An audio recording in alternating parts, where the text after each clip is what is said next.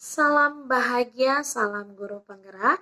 Perkenalkan, nama saya Hana Novita SPD. Saya mengajar di SD Negeri 10 18 16 Pancur Batu, Kabupaten Deli Serdang, Provinsi Sumatera Utara, dengan Bapak Pembimbing Bapak Jimmy Rehat Tambunan dan fasilitator saya Bapak Dr. Yusuf.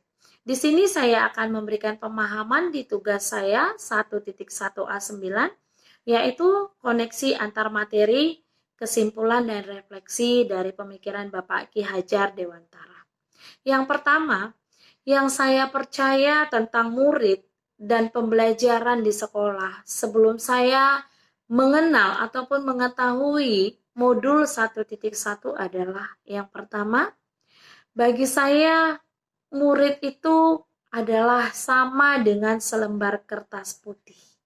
Jadi saya berpikir saya bisa menulis kertas itu ataupun melukis kertas itu sesuai dengan keinginan saya. Jadi saya membentuk anak sesuai dengan keinginan saya. Nah, yang kedua, dalam proses pembelajaran masih berorientasi kepada guru.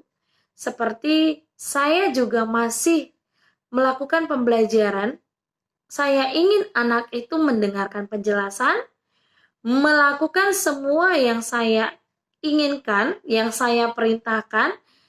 Intinya pembelajaran itu berfokus pada guru dan guru yang mengatur segalanya.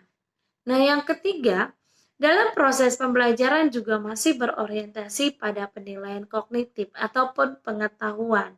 Walaupun dilakukan penilaian sikap, tapi masih belum terlaksana penuh.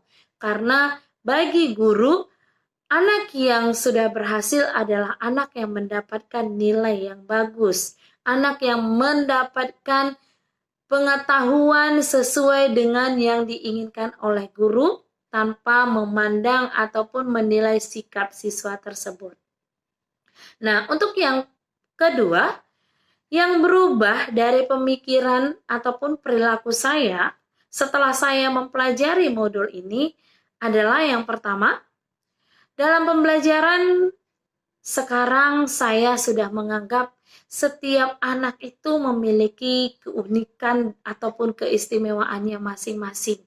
Jadi saya sekarang sadar saya tidak bisa mengajar anak sesuai keinginan saya karena mereka diciptakan oleh Tuhan dengan keunikannya masing-masing.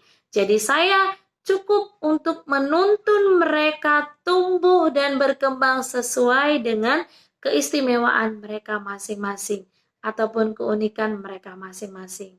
Nah, yang kedua, dalam pembelajaran juga harus lebih menyenangkan. Artinya di sini pembelajaran itu berfokus pada anak. Mungkin kalau kita di SD, kita bisa pakai pembelajaran bermain sambil belajar. Nah, yang ketiga, dalam penilaian juga tidak hanya penilaian kognitif, tetapi penilaian sikap juga harus ditingkatkan. Karena dari pembelajaran modul ini dikatakan bahwa orang yang pintar tanpa sikap yang baik sama saja dengan nol atau pembelajaran yang tidak bermakna karena tidak ada karakter yang ditingkatkan. Nah, yang keempat, seorang peserta didik itu menurut Bapak Ki Hajar Dewantara adalah menghamba kepada anak. Artinya, dikatakan menghamba, maka kita adalah pelayan bagi mereka. Jadi menurut saya di sini, saya adalah pelayan anak-anak. Jadi saya harus memberikan yang terbaik buat mereka, dan saya harus memberikan apa yang mereka perlukan dan apa yang mereka butuhkan.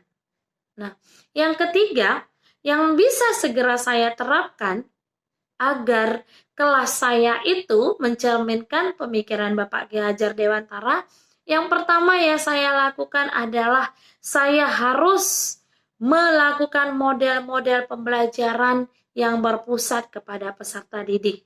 Mungkin di sini ada contohnya seperti model pembelajaran problem based learning, di mana dalam model pembelajaran ini anak itu lebih berfokus, lebih kreatif, lebih dituntut untuk berpikir kritis karena anak diajak untuk menganalisis dan menyelesaikan sebuah masalah. Nah, di dalam model pembelajaran ini juga akan diadakan diskusi. Jadi di dalam diskusi anak juga banyak menimba ilmu-ilmu seperti dapat saling berbagi, saling menghargai, dan dapat melakukan yang terbaik dalam diskusi kelompoknya. Jadi anak benar-benar berkreatif, anak benar-benar berpikir kritis di dalam model pembelajaran ini. Dan guru hanya sebagai fasilitatornya saja. Nah, mungkin ini yang bisa saya berikan dari tugas saya 1.1A9. Sekian dan terima kasih. Salam bahagia, salam guru penggerak, merdeka belajar.